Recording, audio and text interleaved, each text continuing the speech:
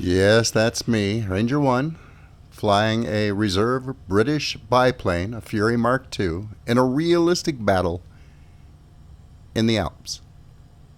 And you may be asking yourself, Ranger, what in the hell are you doing? Well, I'm glad you asked.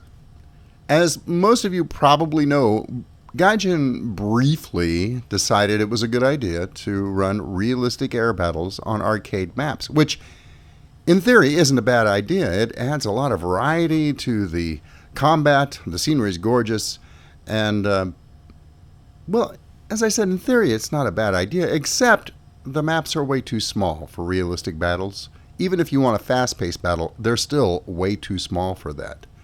They needed to have their borders expanded by quite a bit. The maps needed to be fleshed out a bit to at least give the planes, especially the higher ranking planes, some room to actually maneuver before they're, face on with the enemy. And the landing strips are way too small and often situated in very difficult to get to areas that the more advanced airplanes just simply can't get into. And more importantly, even if they could get in there, they can't get back out again. So they didn't really think this through. Great in theory, but poor execution. Anyway, they've pulled it almost immediately, but when I saw that they were doing this, I anticipated most of these problems. And I decided that, well, number one, I want to fly my British aircraft. My British line is a complete mess. My crews are undertrained. I've got big gaps in the lineup. It just needs to be straightened out. So I had been wanting to start kind of with the basic aircraft and work my way back up through the line again, build them up from scratch, so to speak. And when I saw that they were running these realistic battles on these arcade maps, I thought, you know what? That's the perfect opportunity to fly my low-tier British aircraft. So here I am, flying through the Alps in this Fury Mark II, facing planes that are quite a bit better than mine for the most part. But it didn't matter. I had determined that I was going to enjoy the sensation of flying a realistic battle on these beautiful little arcade maps. A novel experience we have had in the past on rare occasion, and I wanted to experience it again, but I just wanted to do it in a somewhat sensible manner. Besides, you never know. Sometimes in these realistic battles, these little biplanes can fool you. Either way, it ought to be fun. And this is how it turned out.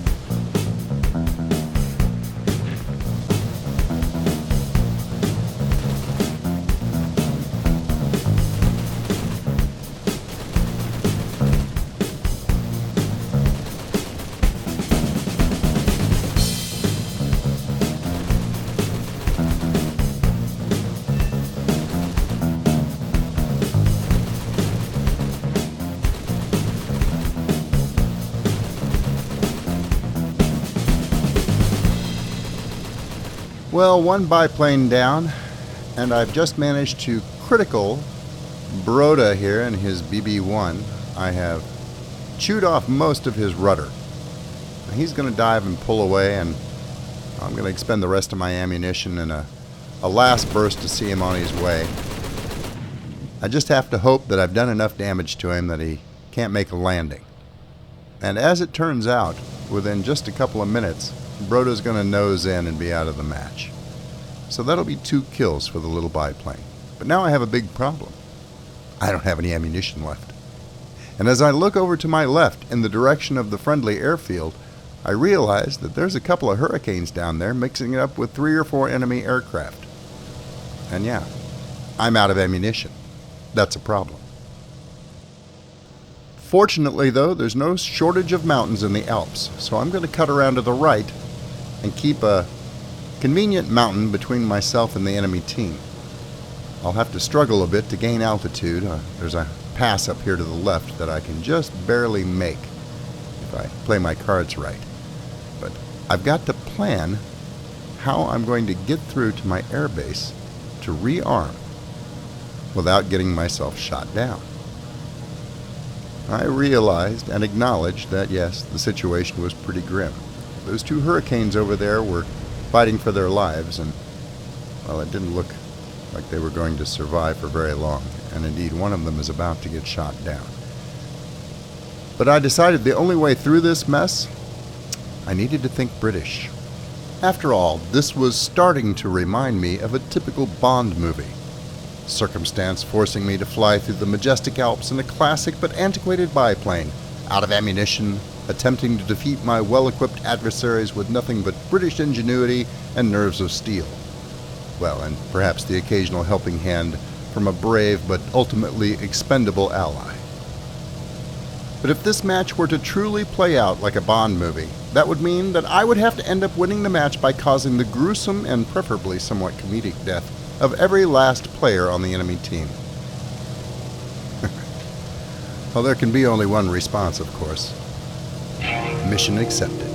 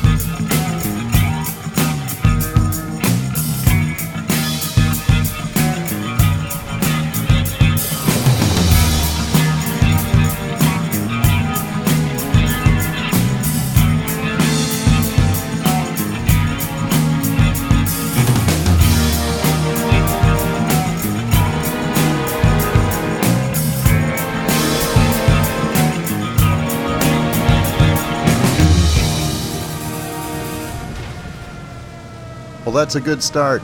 One adversary flew so low trying to get down to me that he crashed into the edge of the embankment. And the other one, I was able to set him up for my ally to put some good shots into, but ultimately he was finished off by friendly anti-aircraft fire. Well, this plane has been shot to pieces, and it's time to set it down and attempt some repairs and get it rearmed. That'll give me a little bit better chance of surviving the rest of this round. Got holes everywhere. This plane is nothing but Swiss cheese, barely holding together, but it manages to get me down in one piece. Now, if Michael, my brave but expendable ally here, can get down as well, we'll continue. No, he was indeed expendable, and he has crashed on landing. So now it is me against 3 enemy aircraft. One of them is an SB bomber, and that's been shot up enough throughout the course of this match that it's going to crash somewhere in the Alps and be out of the picture. But that leaves me facing a Zhukovsky's biplane and a Lag 3-8, both of which can either outgun me or fly rings around me. But I have bullets now. That's a plus.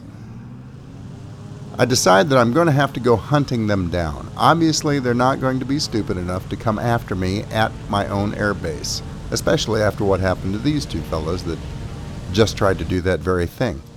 So I take off, determined to hunt through the mountains and find the final, now, 2 adversaries. They're probably close to their airfield, then again, maybe not.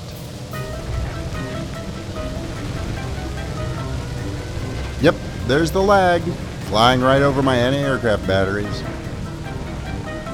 I have no idea why he did that. He could have easily drawn me out and killed me, but, well, I'll put some shots into him. I don't do a lot of significant damage to him, although I think I discourage him, but anti-aircraft put some nice big holes in him, in several places, including his engine. He's trailing vapor, and he doesn't look like he's in good shape. I'm going to peel off for now and see if he's going to be brave enough to come around again. He's not, though. He's actually heading back to his airbase. But before I figure that out, something else catches my attention on the horizon. Yep, anti-aircraft is opened up again. There's the Zhukovsky, coming in, flying straight and level at very nearly the perfect altitude for my anti-aircraft to zero in on. Come on, follow me and you can do it. There we go. Turned himself into a nice big ball of fire. Well, that was easy. Okay. The enemy team is now suddenly down to 1 airplane. Granted, it's a pretty good airplane, but he's hurt, so he's going to be heading back to his airfield. And I decide I'm going to peel around, and I'm going to head after him. This can still be an interesting fight. I've got ammunition now, and plenty of it. So why don't I take the stance of the aggressor? I'm not afraid to attack them at their airfield because I would do it from a very low altitude and hopefully from a very high rate of speed. And I should be able to evade the anti-aircraft fire long enough to take out that enemy Lag if I can catch him just taking off. Anyway, it's worth a shot, and it sure beats sitting over my own airfield waiting for him to show up again. I mean, after all, that's what Commander Bond would do, but alas, things don't go that route. Because, as I find out later, my adversary's engine has died. My friendly anti-aircraft took it out completely. He's losing control now. His airbase is just down below him to the right, but he can't bring his nose around to head for it, and instead, without power, he veers toward a nearby cliff face. It's unfortunate that the battle ended this way. I was hoping for one last glorious fight with this guy, but, well, somehow his end is fitting enough. So that's how this extremely bizarre match ends, with me somehow managing to get top score for my team, and indeed for the whole match. 2 kills to guns, and 4 kills to, well, let's just say it was due to some bad decisions on the part of the enemy players. That's all I've got for you for now. Till I see you again, good hunting. Thanks for watching. I hope you were entertained. If you liked the video, please remember to subscribe. And if you're already a subscriber, thank you. And I'll see you next time.